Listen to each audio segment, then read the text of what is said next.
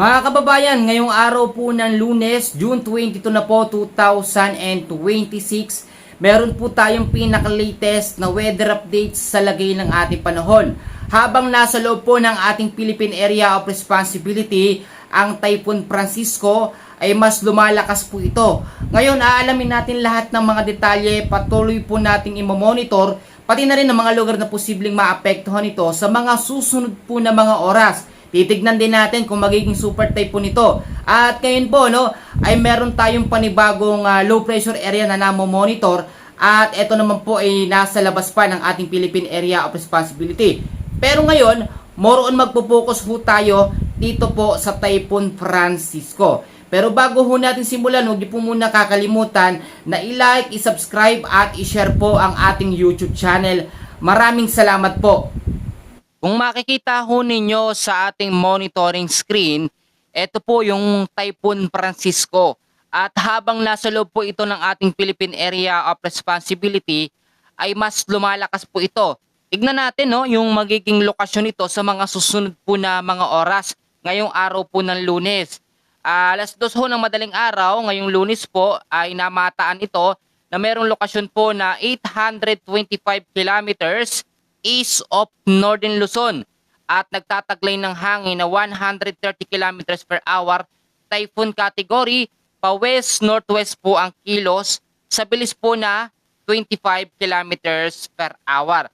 At pagdating naman po mamayang alas 2 ng hapon ngayong Lunes po, ang magiging lokasyon naman po ng Typhoon Francisco, 610 kilometers east of Tuguegarao City, Cagayan.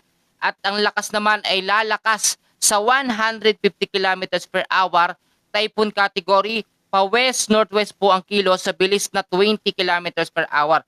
So ngayon marami nagtataka kung bakit nga kahit nasa loob na ang bagyong Francisco, hindi ganun kalakas ang epekto nito sa mga lugar po na nalalapitan niya, especially dito po sa parte ng North Luzon, extreme Northern Luzon, yung mga area ho na yan.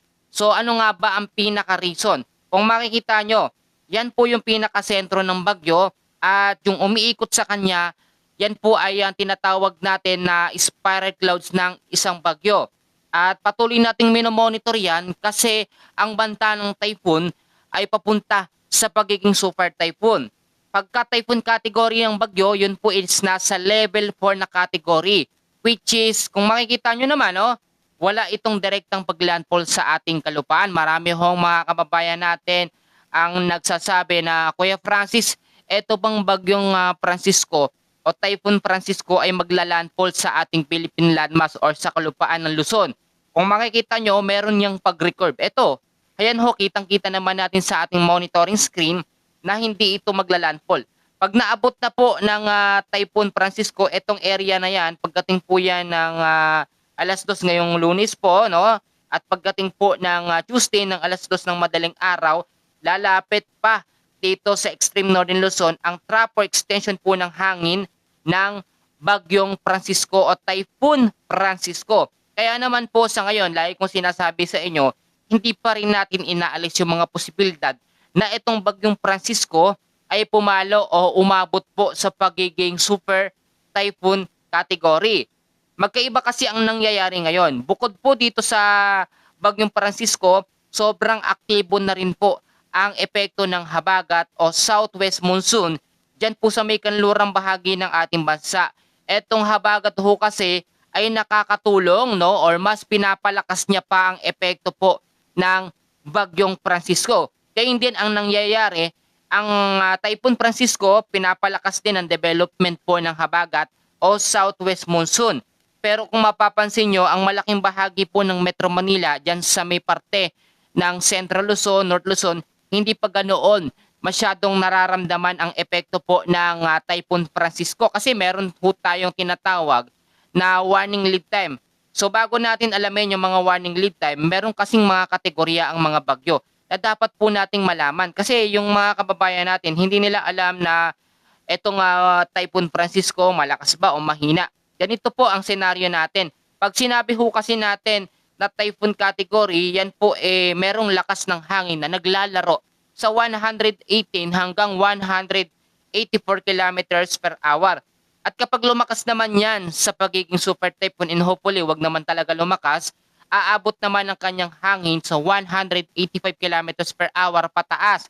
Yun po ang super typhoon category.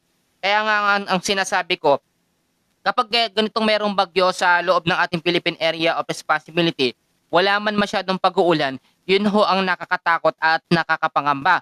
Pero ang sinasabi ko sa inyo, kapag nakahanda at nakaredy tayo, ay kahit umulan ng malakas, hindi tayo masyadong mapiperwisyo o mapipinsala kasi nakahanda po tayo. Ngayon naman, tignan ho natin yung magiging lagay ng panahon sa malaking bahagi ho ng Luzon, Visayas at Mindanao kasi marami ho talagang nag-aabang. Alam nyo dito sa ating weather channel, inihimay-himay po talaga natin yung mga area, yung mga lugar lalo na itong bagyong Francisco o Typhoon Francisco, patuloy ang sirkulasyon. Huwag kayong mag-alala, by next week, no, lalabas na ito ng ating Philippine Area of Responsibility.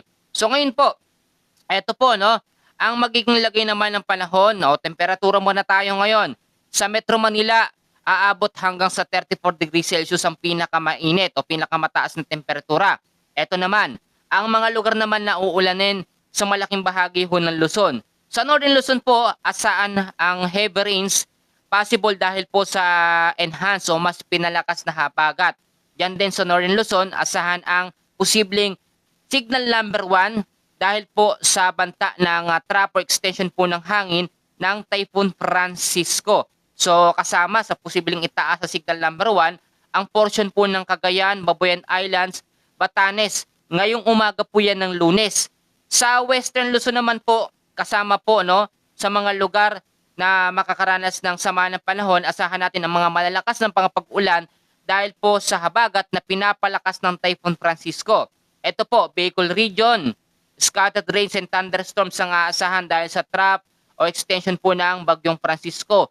Calabarzon, Mimaropa, isolated rain showers and thunderstorms ang aasahan dahil po yan sa banta din ng mga localized thunderstorms at habagat na pinapalakas ng Bagyong Francisco. Sa Metro Manila, ang tsansa ng mga pag-ulan lalo na po sa bandang hapon aabot po ng 40%. Asahan ng partly cloudy to cloudy skies with isolated rain showers. So dito naman tayo sa parte po ng Visayas.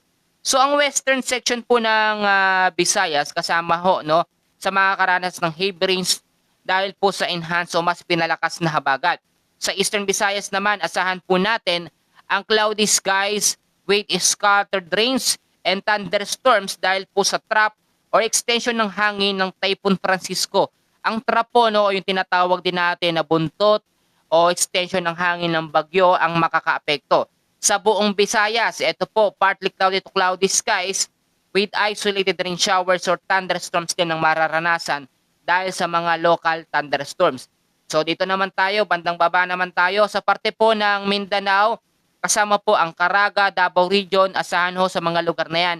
Ang cloudy skies with scattered rains and thunderstorms dahil po sa trap ng Typhoon Francisco. Kasama sa mga apektuhan po ng trap ng bagyo, ang Zamboanga Peninsula, ang BARMM, Sacsayhuaman, Lanao del Norte. Asahan yung mga lugar na yan na merong cloudy skies with scattered rains and thunderstorms dahil sa trap na extension ng bagyong Francisco at enhanced habagat.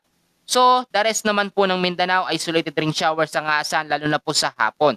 So, eto, bibigyan ko ho kayo ng important note para alam natin yung pinaka-kondisyon.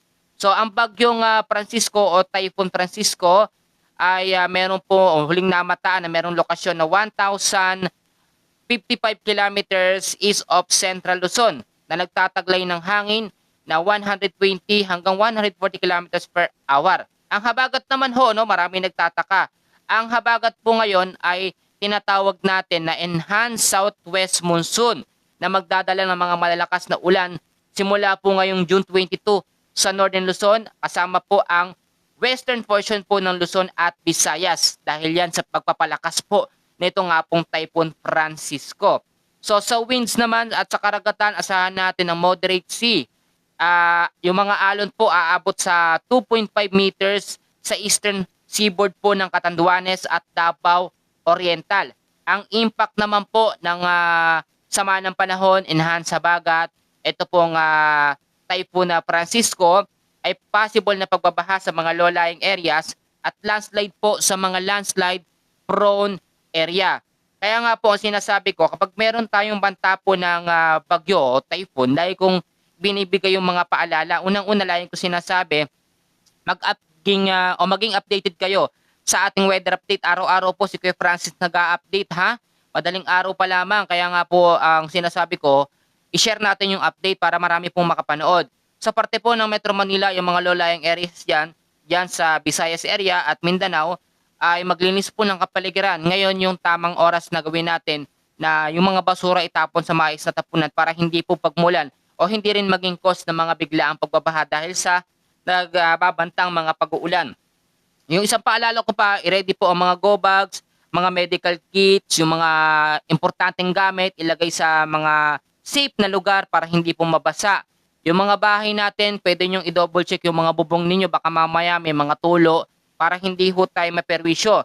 Mag-imbak din po tayo ng pagkain na tatagal po ng pang ilang araw. Mas maganda na yung may imbak o may stock tayo ng pagkain, lalo na yung mga nakatira malalayo po sa city, yung nakatira sa mga bulubundukin, yung mga lugar ho na yan, importante ho. At ito pala, yung ko sinasabi na kailangan po natin ipanalangin ito nga pong banta ng bagyong Francisco, Typhoon Francisco, na wag pang bumaba ang direksyon niya. Ito makikita nyo naman, yung pinaka-area of probability niya, yan, ganyan po yan kalaki.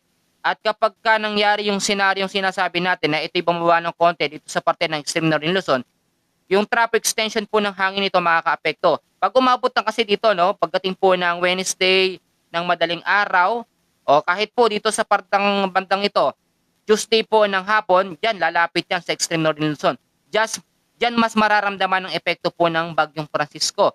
Kaya naman yung mga kababayan natin na laging nagsasabi sa akin, okay Francis, bakit may update ng bagyo? Wala namang ulan. So wag kayong mainit kasi meron pong warning lead time ang bagyo. Pag sinabi natin warning lead time, may duration kung kailan yan makaka-apekto. Hindi automatically pag landfall yan o pagpasok yan sa ating Philippine Area of Responsibility, agad-agad may mga pag-ulan. Hindi po ganon ang nangyayari.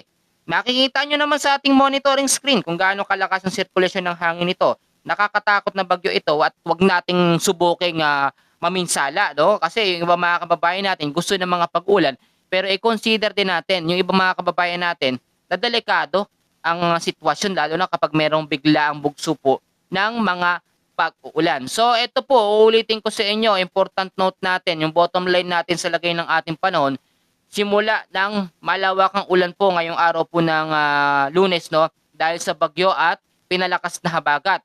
Pinakamaulan po sa parte ng Northern Luzon, Western Visayas at malaking parte po ng Mindanao. Sa Metro Manila, 40% ang tsansa po ng mga pag-uulan. May mga isolated rain lalo sa hapon at sa gabi. So muli, ako si Kuya Francis, ang inyong weather forecaster at tagapaghatid sa lagay ng ating panahon ngayong araw po ng Lunes. Babawi na lamang po ako sa next update natin and please huwag niyong kakalimutan na i-like, i-subscribe at i-share ang ating YouTube channel. Maraming salamat at God bless po sa inyong lahat.